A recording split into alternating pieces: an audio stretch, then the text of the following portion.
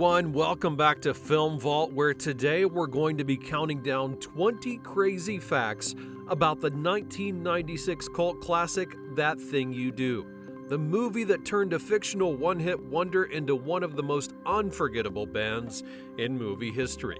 We'll be diving behind the scenes to see the secrets, the surprising cast stories, intense band training, hidden Easter eggs, and so much more. But before we get into it, be sure to subscribe to the channel so you never miss videos like this. Number 20. While filming in South Carolina, Tom Hanks kicked off the process with an 11-page draft he says he blew right through. When Forrest Gump wrapped up, Tom drove straight into promoting Philadelphia during award season, followed by 6 intense months of interviews for Forrest Gump.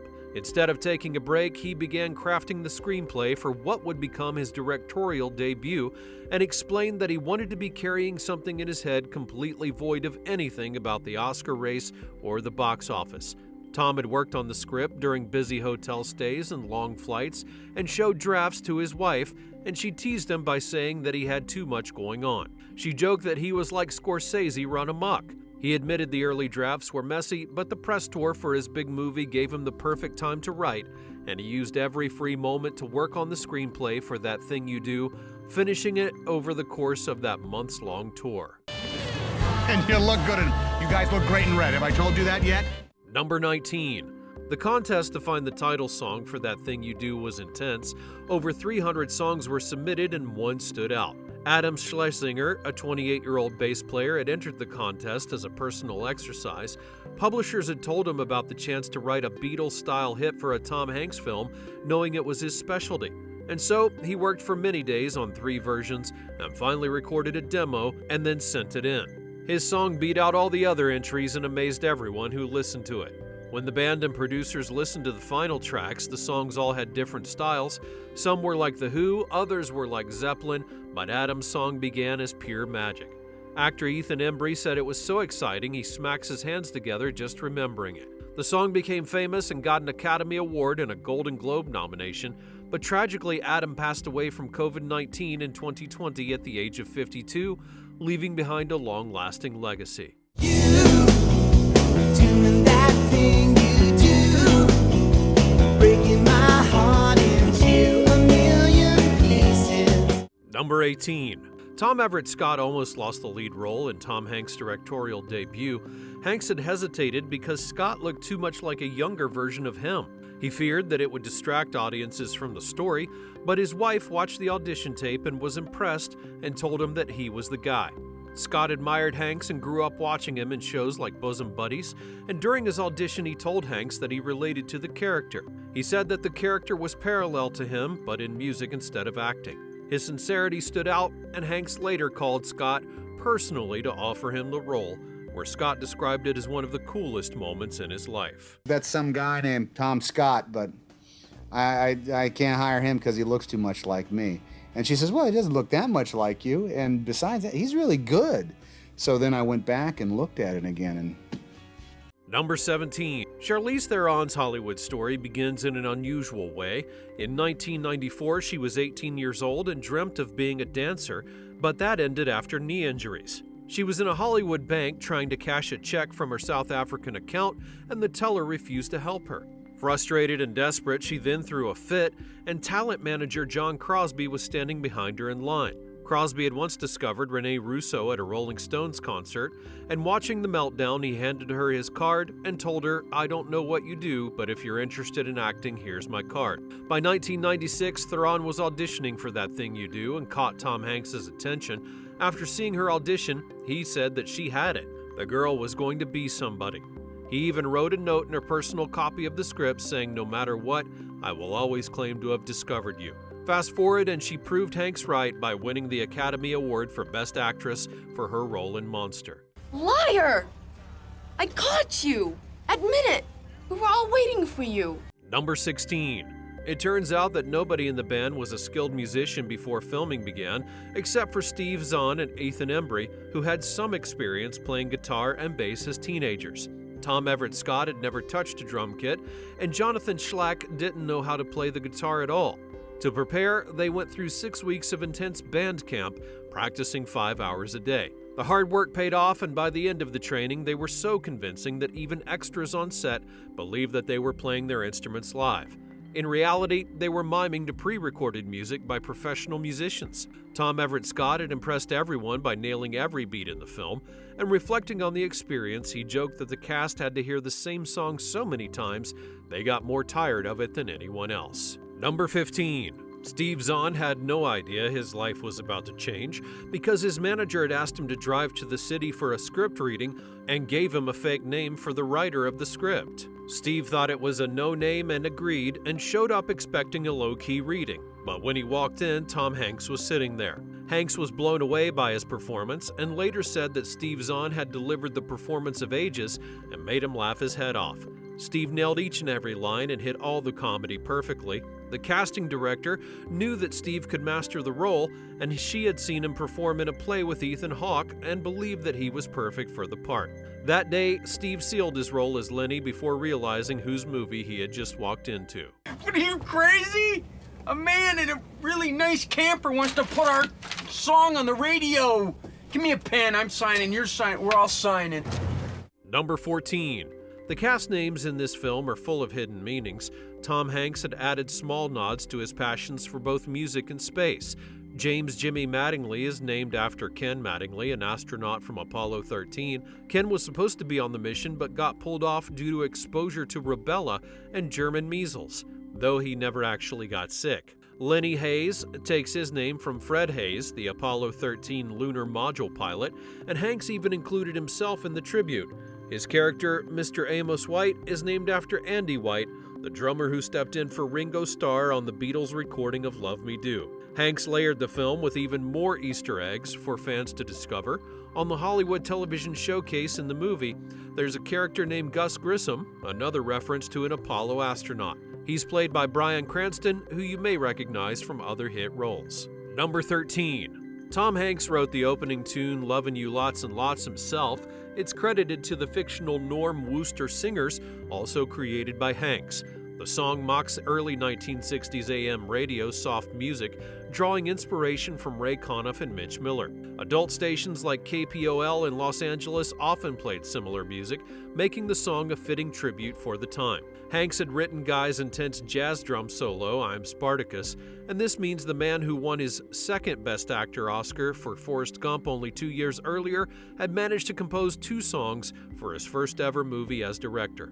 And surprisingly, he never made a big deal out of it.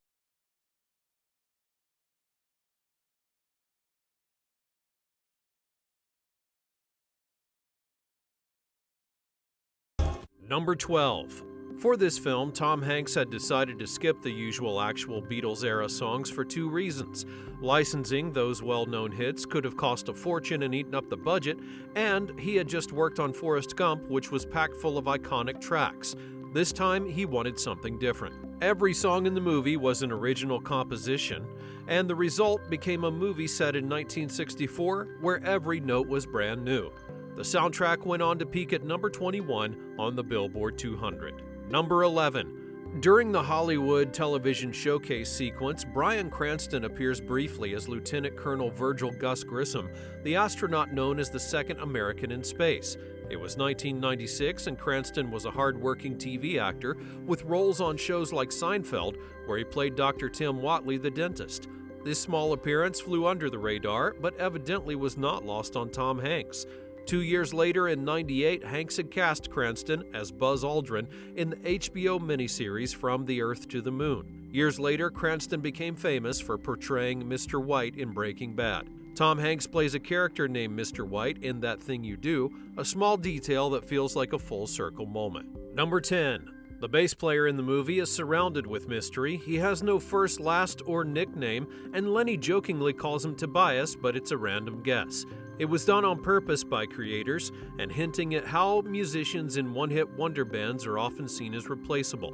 His official credit is TB Player, meaning the bass player, and even the fake liner notes on the soundtrack use the name. Ethan Embry played the bass player and wrapped up filming on the movie on a Friday. 2 days later, he stepped into a completely different role as Rusty Griswold for National Lampoon's Vegas Vacation. He went from playing a nameless musician to taking on a famous role of the most recognized disorganized teenager of the Griswold family. Hey, Uncle Bob, when are we gonna get these records? Luke 21:19. And your patience possess ye your souls.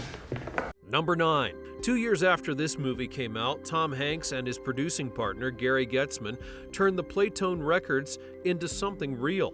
They launched the Playtone production company and record label in 1998. Playtone has been behind hits like From Earth to the Moon, Band of Brothers, and The Polar Express, and it's also produced timeless films like My Big Fat Greek Wedding and Charlie Wilson's War. Television shows like Big Love and The Pacific owe their success to this company. They even worked on soundtracks for The Sopranos and Bring It On. Number 8.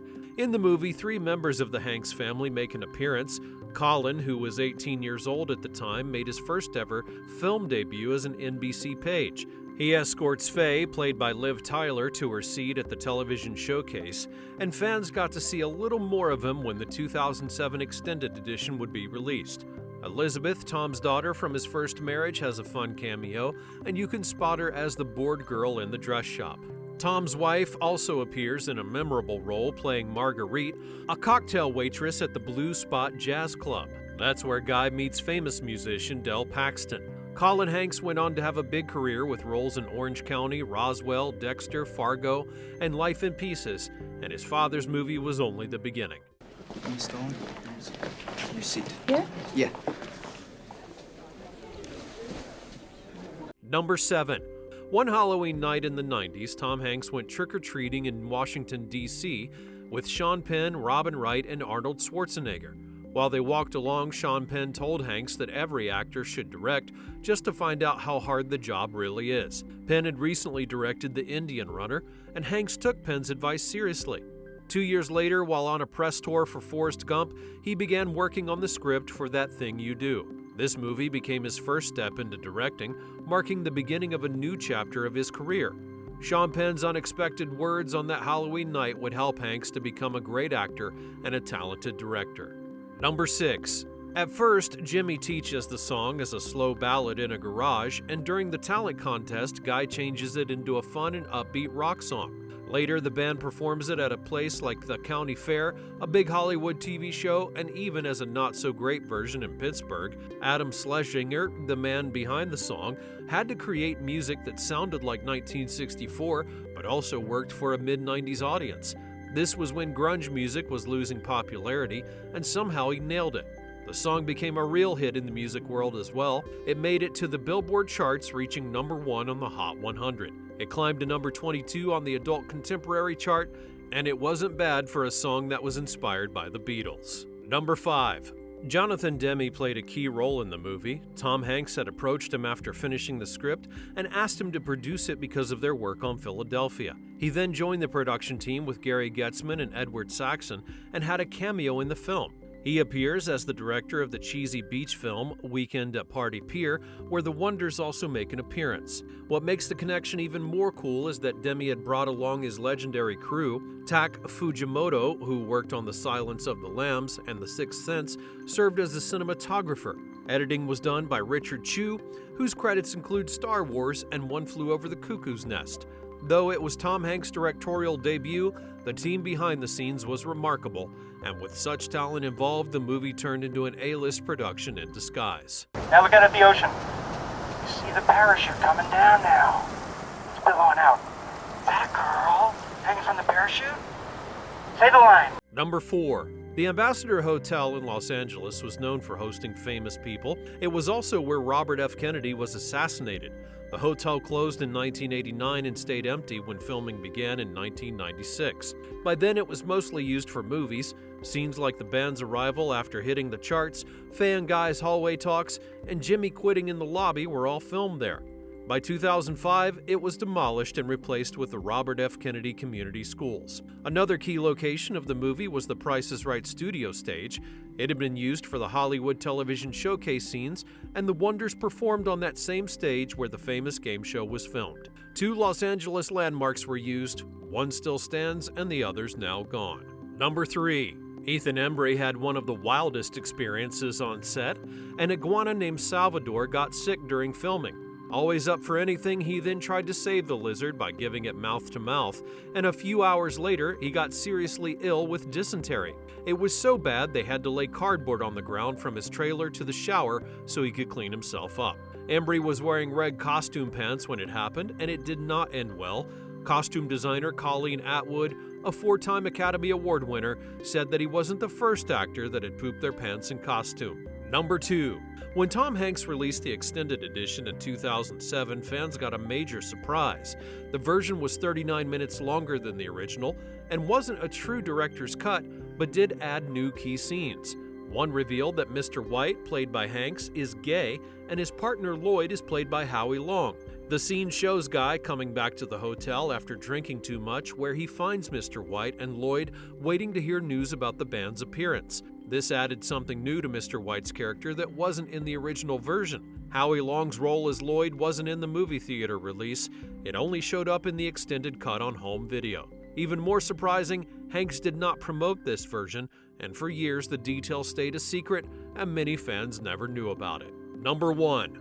This movie was initially a huge disappointment for Hollywood, making only $25.8 million in the US and $8.7 million internationally, for roughly $34.6 million worldwide, well short of its expectations. Even with a great cast and plenty of hype, it seemed to flop at first. Some believe that it lacked the star power of Hanks acting in it instead of just directing.